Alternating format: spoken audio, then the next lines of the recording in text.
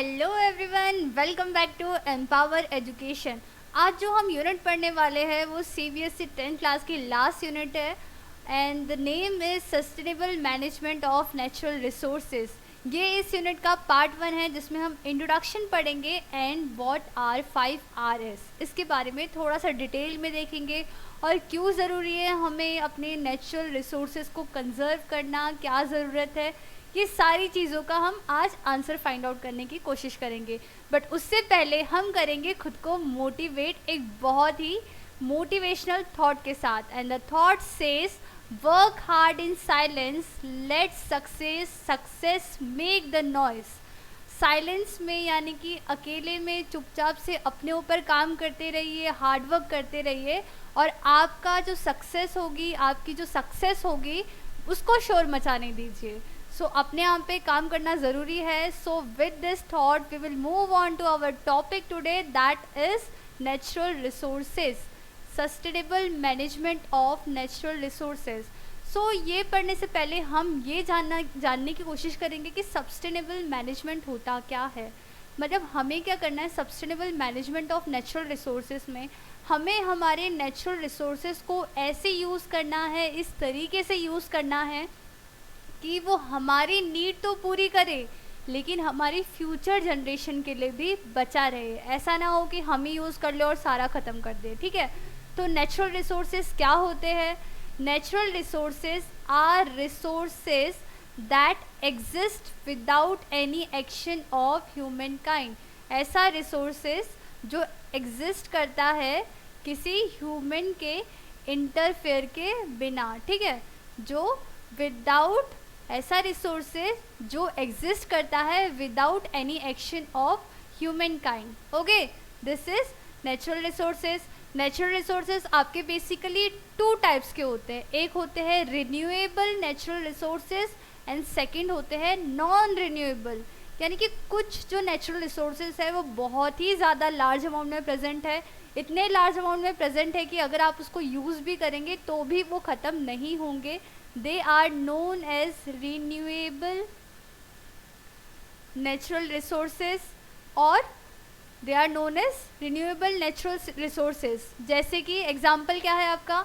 Example है solar energy. ठीक है, एग्जाम्पल क्या है इसका? Example is solar energy. और क्या है? Example is air. ये ऐसे रिसोर्सेज है जो बहुत ही ज़्यादा अमाउंट में प्रेजेंट है, तो अगर हम इसको ज़्यादा भी यूज़ कर लेंगे तो ये ख़त्म नहीं होंगे।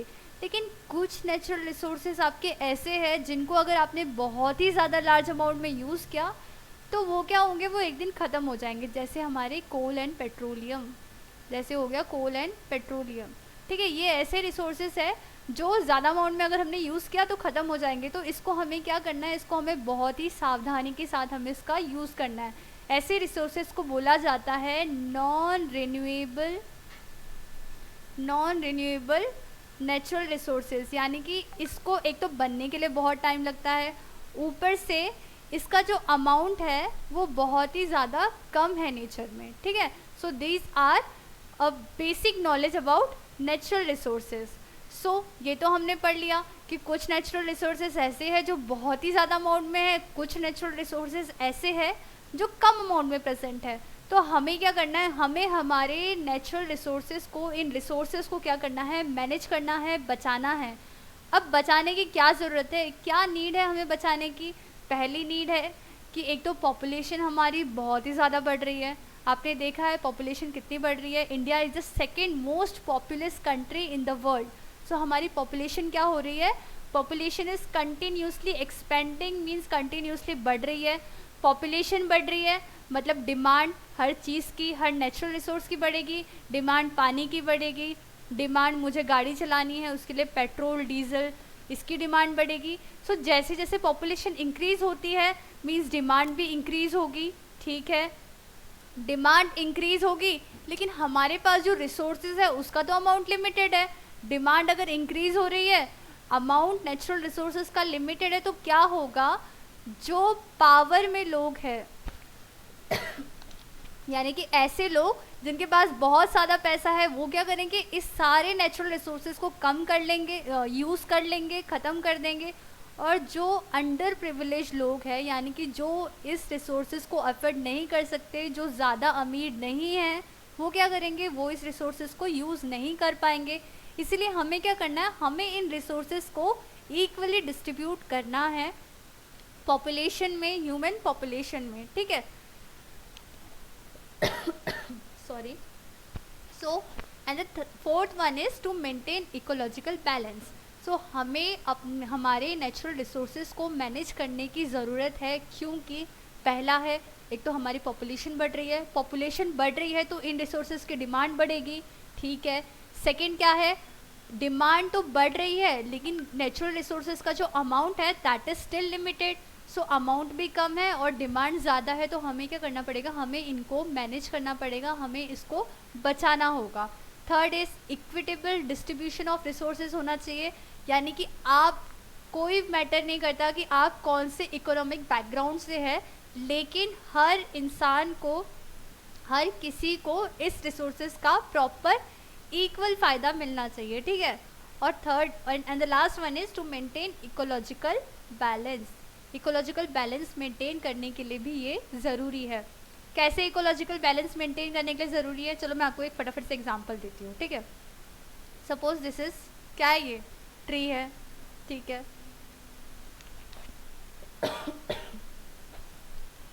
Suppose this is tree, suppose this is tree, okay. So इस ट्री में क्या है, अगर मैंने क्या किया, मैंने अपने पर्सनल यूज़ के लिए इस पेड़ को काट दिया। सो पेड़ को काट दिया। अब पेड़ की जड़ ने क्या किया था, पेड़ की जड़ ने सॉइल्स को होल्ड करके रखा था, पकड़ के रखा था। अभी जैसे ही पेड़ कट गया तो यहाँ पे क्या बची, यहाँ पे सिर्फ सॉइल बची, ठीक है। अभी सॉइल बची तो उसके बाद क्या हुआ, जैसे ही रेन फॉल हुआ, यानी कि जैसे ही क्या हुई, जैसे ही बारिश हुई, हम बारिश को क्या करेंगे, हम बारिश को ब्लू कलर में शो करेंगे, ठीक है। हालांकि water is colourless, still we will show in blue colour, ठीक है। बचपन में हम ड्राइंग बनाते थे ना, वैसे ही। अभी क्या हुआ, बारिश हुई इस सॉइल के ऊपर, यहाँ पे तो पेड़ है नहीं, मतलब रूट्स जो पहले सॉइल को होल्ड करके रख रहे थे, अभी सॉइल को होल्ड करने के लिए कुछ नहीं है। तो क्या होगा, जैसे ही बारिश आएगी तो ये सॉइल क्या होगी, ये सारी सॉइल बह जाएगी स्लोप वाले एरिया में, और इसकी वजह से क्या होगा, landslide, it will lead to landslide. तो एक पेड़ के कटने से अगर इतना सब कुछ हो सकता है, तो अगर हमारे नेचुरल रिसोर्सेज कम हुए, सो हमारे इकोलॉजी पे, हमारे इन्वायरमेंट पे इसका बहुत ही ज़्यादा नेगेटिव इम्पैक्ट पड़ता है। That is why it is necessary to maintain, to manage the natural resources. I hope it is clear till now, so we will move on to the next. So हमें क्या करना है, हमें इनको बचाने के लिए, हमें हमारे अर्थ को, हमारे इन्वायरमेंट को बचाने के लिए, मेंटेन करने के लिए हमें 5 RS हमारी लाइफ में यूज़ करने हैं। What are this 5 RS? पहला है refuse, reduce, reuse, repurpose and recycle. तो हम क्या करेंगे, इनको फटाफट से हम ब्रीफ में देख लेंगे, थोड़ा अच्छे से पढ़ लेंगे। So what is refuse? Refuse क्या होता है, अगर आपको कोई ऐसी चीज़ ऑफ़र कर रहा है, कोई ऐसी चीज़ दे रहा है जो आपके लिए और आपके इन्वायरमेंट के लिए, हमारे इन्वायरमेंट के लिए हानिकारक है, वेस्ट है या फिर हार्मफुल है, तो ऐसी चीज़ों को हमें क्या करना है, हमें रिफ्यूज़ करना है, हमें मना करना है। लाइक अगर आप कुछ सामान लेने जा रहे हो और एंड दैट शॉपकीपर जो है वो आपको सामान दे रहा है प्लास्टिक के बैग में डाल के, so you have to refuse at that time कि नहीं, डोंट यूज़ प्लास्टिक। सो अगर आप रिफ्यूज़ कर रहे हैं, आपका एक छोटा सा step can lead to a big difference, ठीक है। So that is why you have to refuse ऐसी चीज़ों के लिए जो आपके लिए भी हार्मफुल है और आपके इन्वायरमेंट के लिए भी हार्मफुल है। And the second one is reduce. What is reduce? कि जो भी चीज़ें हम यूज़ कर रहे हैं, हमें उसका इस्तेमाल क्या करना है, थोड़ा सा कम करना है। जैसे हमें जो हम गार्बेज ये कर रहे हैं, मतलब बना रहे हैं, जो कचरा कर रहे हैं, हम उस कचरे को भी हमें क्या करना है, कम करना है। अगर हम कहीं बाहर जा रहे हैं, we have to switch off the fans, lights, ठीक है। तो हमें क्या करना है, अपनी एनर्जी को सेव करना है और हमें जो चीज़ें हैं उनका कम इस्तेमाल करना है, उतना ही इस्तेमाल करना है जितनी वो ज़रूरी है। And the third one is reuse, यानी कि you might have seen plastic की, पेप्सी की प्लास्टिक की जो बॉटल होती है, अगर आपने वो खरीदी है, आपको बहुत प्यास लग रही है, so don't throw that plastic, you can use that plastic to fill water, ठीक है। सो दैट इज़ रीयूज, यानी कि आपने क्या किया, उस एक पर्टिकुलर चीज़ को बार बार यूज़ किया, यूजिंग अगेन एंड अगेन, ठीक है। So that is reuse. And the fourth one is repurpose, यानी कि आप यहाँ पे देख सकते हैं, यहाँ पे एक शूज़ है, यू कैन सी यहाँ पे एक शूज़ है, ठीक है। शूज़ किस लिए होते हैं? शूज़ गमला बनाने के लिए होते हैं क्या? शूज़ गमला बनाने के लिए तो नहीं होते, लेकिन यहाँ पे तो गमला बना दिया भाई इन्होंने। तो रीपर्पस क्या होता है, ये ऐसी चीज़, मतलब ऐसा प्रोसेस है जो एक्चुअली शूज़ तो किसके लिए बने थे, शूज़ तो पहनने के लिए बने थे, लेकिन हमने शूज़ का क्या बना दिया, हमने उसका पॉट बना दिया, ठीक है। सो रीपर्पस करना मतलब to use a product for other purpose instead of its original purpose. इसका ओरिजिनल पर्पस क्या था, इसको पहनना, लेकिन हमने इसको किसके लिए यूज़ किया, हमने इसे यूज़ किया पॉट के जैसे, ठीक है। तो इसका पर्पस क्या हो गया, वहाँ पे चेंज हो गया। आई hope it is clear. And the last one is recycle. Recycle के प्रोसेस में क्या होता है, बहुत सारा जो वेस्ट होता है उसको कलेक्ट किया जाता है, सारे जितने भी वेस्ट, आपने रद्दी मार्केट में देखा होगा, रद्दी वाले के पास देखा होगा, उसके पास पेपर वेस्ट होता है, प्लास्टिक वेस्ट होता है, उसके पास ग्लास वेस्ट होता है। सो पहले क्या करता है वो, जब निकलता है अपना वो ठेला जैसा लेके बाहर, तो उस टाइम पे वो क्या करता है वो सारी चीज़ें कलेक्ट करके लेके आता है। फिर वो कलेक्ट करके जब वो लेके आता है, उसके बाद वो अपने घर पे आके उसको सेग्रीगेट करता है, यानी कि जो ग्लास की चीज़ें हैं उसको एक जगह पे रख दिया, यानी कि कांच की चीज़ों को एक जगह पे रख दिया, पेपर की जो चीज़ें हैं उसको एक जगह पे रख दिया, ठीक है, प्लास्टिक की जो चीज़ें हैं उसको एक जगह पे रख दिया। और इन सारी चीज़ों को क्या किया उसने, अलग अलग जगह पे रख दिया। उसके बाद इनके ऊपर प्रोसेस होगा, you can see in this picture, ये लोग क्या कर रहे हैं, ये चीज़ों को सेग्रीगेट कर रहे हैं, अलग अलग कर रहे हैं। उसके बाद क्या करेंगे, इसके ऊपर इसको फैक्ट्रीज़ में बेचा जाएगा, फैक्ट्रीज़ में ले जाया जाएगा, इसके ऊपर काम होगा, और इन चीज़ों से फिर से न्यू प्रोडक्ट्स की फॉर्मेशन होगी। So that is known as recycle. तो हमें 5 जो RS है उनको अच्छे से अपनी ज़िंदगी में इम्प्लीमेंट भी करना है। ये नॉलेज सिर्फ आपके बुक तक सीमित नहीं रहता, you have to implement all this knowledge in your daily life. Refuse, reuse, repurpose, recycle and what is the last one? What is the last one? What is the last one? Reuse, recycle, repurpose and tell me in the comment section. And reduce. Very good. Okay. So this was the 5 RS. We have to implement all these 5 RS in our daily life. Very good. So the next is stakeholder. कुछ लोग ऐसे होते हैं जिन्होंने प्रण लिया होता है, जिन्होंने माना होता है, या उनका कुछ ऐसे मोटिव भी हो सकता है इसके पीछे, लेकिन वो क्या करते हैं, वो एक पर्टिकुलर मीन्स किसी चीज़ के लिए काम करते हैं, एक पर्टिकुलर मोटिव के लिए काम करते हैं। Like my passion is teaching, तो मुझे पढ़ाना पसंद है, तो मैं ये काम कर रही हूँ, आई एम टीचिंग। लेकिन कुछ लोग ऐसे होते हैं, या तो अपने पर्सनल के लिए, अपने पर्सनल बेनिफिट के लिए, या फिर उनको अच्छा लगता है ऐसा जो ऑर्गेनाइजेशन होता है जो किसी एक मोटिव के लिए काम करता है, ऐसे लोगों को या ऐसे ऑर्गेनाइजेशन को बोला जाता है stakeholder. So in this topic we are talking about natural resources. तो स्टेक होल्डर ऐसे लोग हैं जो कि फॉरेस्ट में रहते हैं। अगर वो फॉरेस्ट में रहते हैं यानी कि वो क्या करेंगे, उस फॉरेस्ट को प्रोटेक्ट करेंगे। क्यों प्रोटेक्ट करेंगे मैम, क्या ज़रूरत है फॉरेस्ट को प्रोटेक्ट करने की?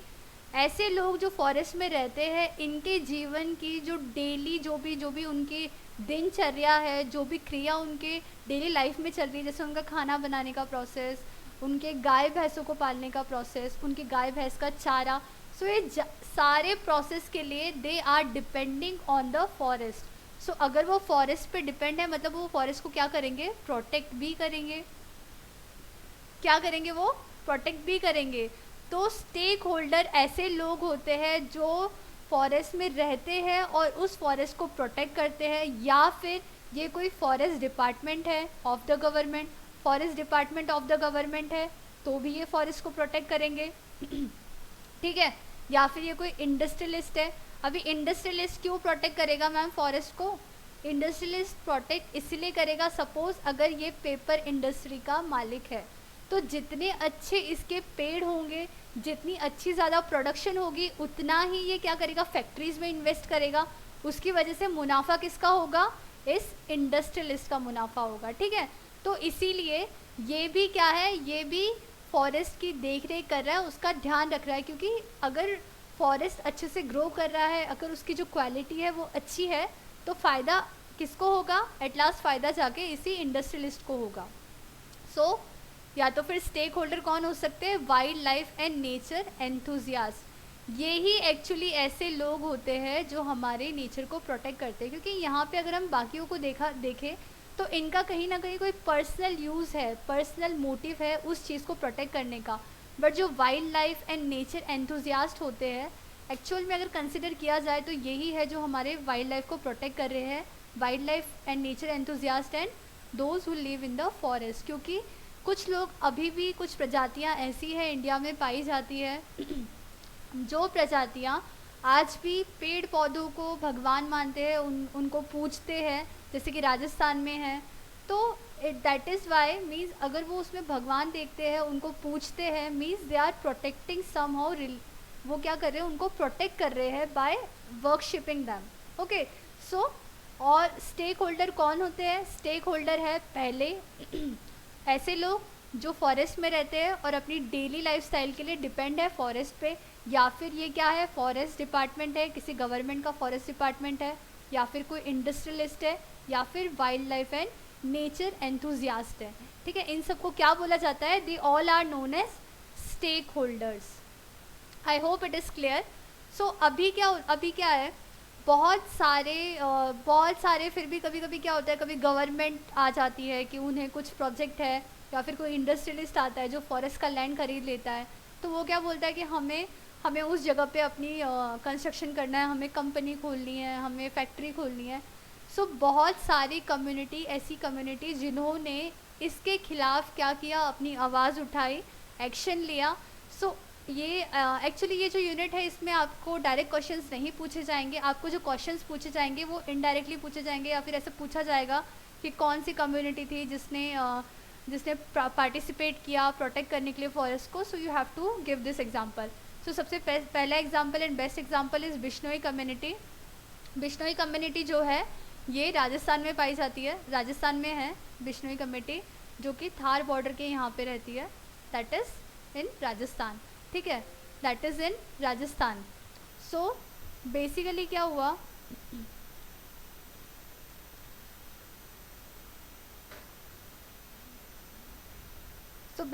हुआ, बिश्नोई कम्युनिटी वहाँ पे उन्होंने डिसाइड किया था, उनका ये मानना था कि अगर हमें जीने का अधिकार है तो इस धरती पे जितने लोग प्रेजेंट है, जितने प्लांट प्रेजेंट है, जितने एनिमल प्रेजेंट है, सबको भी जीने का हक है। ठीक है, तो सबको जीने का अधिकार है। तो जब वहाँ पे अंग्रेज़, उनके गांव में जब अंग्रेज़ आए थे उन पेड़ों को काटने के लिए, जब अंग्रेज़ आए थे यहाँ पे पेड़ों को काटने के लिए, तो इन्होंने क्या किया, एक लेडी थी, एक विलेजर थी जिनका नाम था अमृता देवी। इन्होंने क्या बोला, इन्होंने बोला अगर हमें जीने का अधिकार है तो उन्हें भी जीने का अधिकार है, एंड दे आर वर्कशिपिंग, जो वहाँ के पेड़ एनिमल्स होते हैं, ये लोग उनको भगवान मानते हैं, उनको पूजते हैं। तो उन्होंने क्या बोला कि हम हमारा सर कटवाना पसंद करेंगे हमारे कटे हुए पेड़ को देखने से बेहतर। यानी कि उनका डेडिकेशन इतना ज़्यादा था नेचर को लेकर कि उन्होंने बोला कि हम हमारे सर कटवा लेंगे लेकिन हम हमारे पेड़ को कटने नहीं देंगे। लेकिन वहाँ पे जो अंग्रेज़ आए थे उन्होंने क्या किया, उनके सर काट दिए। और उस टाइम पे 363 लोगों ने, इंक्लूडिंग अमृता देवी, इन्होंने अपनी जान गंवाई थी पेड़ों को प्रोटेक्ट करने के लिए, फॉरेस्ट को प्रोटेक्ट करने के लिए। और एंड यू कैन मीन्स ये जो क्वेश्चन है बहुत बार पूछ लिया जाता है कि कम्युनिटी का एग्जांपल दो जिसने फॉरेस्ट को प्रोटेक्ट करने में अपना कुछ रोल प्ले किया है। So you can give the example of Bishnoi community. And the second is Chipko आंदोलन। इट इज़ वेरी फेमस आंदोलन। कहाँ पे हुआ था ये? उत्तराखंड में हुआ था, जहाँ पे क्या किया गया था, जहाँ पे एक कॉन्ट्रैक्टर था जो वहाँ पे पेड़ काटने आया था उत्तराखंड में। वहाँ पे लोगों ने क्या किया, लोगों ने फीमेल्स ने स्पेशली, उन्होंने क्या किया, फीमेल्स ने जाके पेड़ को हग कर लिया, हग किया, चिपक गए पेड़ से जाकर, और उन्होंने बोला कि हम पेड़ों को काटने नहीं देंगे। और मजबूरन वहाँ पे जो कॉन्ट्रैक्टर थे जिनको काम दिया गया था पेड़ काटने का, वो पेड़ काट नहीं पाए, और इस तरह से वो जो फॉरेस्ट था वो बच गया। And the last one is साल फॉरेस्ट कंजर्वेशन। ये जो है ये वेस्ट बंगाल में है, साल फॉरेस्ट। तो इसकी सिंपल स्टोरी ये थी कि वहाँ के जो फॉरेस्ट डिपार्टमेंट थे, वहाँ पे साल फॉरेस्ट जो था उनकी पॉपुलेशन कम हो रही थी, यानी कि डिफॉरेस्टेशन हो रहा था। तो उन्होंने क्या किया, उन्होंने वहाँ के जो लोकल पीपल थे उनके साथ कोलैबोरेट किया। उन्होंने लोकल पीपल्स को बोला कि अगर आप उस साल फॉरेस्ट को बचाएंगे, अगर आप उस फॉरेस्ट को कंजर्व करने में हमारी हेल्प करेंगे, तो हम आपको बदले में क्या देंगे, हम आपको बदले में जॉब्स वगैरह देंगे, हम आपको काम देंगे।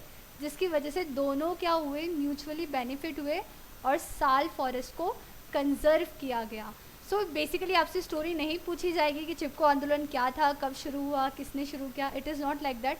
आपसे सिर्फ एग्जांपल पूछ सकते हैं कि कम्युनिटी पार्टिसिपेशन का एग्जांपल दीजिए, ऐसी कम्युनिटी जिसने प्रोटेक्ट किया है फॉरेस्ट को। So you have to give the name of that community, like Bishnoi community. Okay, so I hope it is clear till now. So we will end here only. Okay, I hope you have enjoyed this lecture, और ऐसे ही मज़ेदार lecture के लिए इस channel को like, share और subscribe करना ना भूलें। तब तक घर पे रहे, सुरक्षित रहे। Bye bye.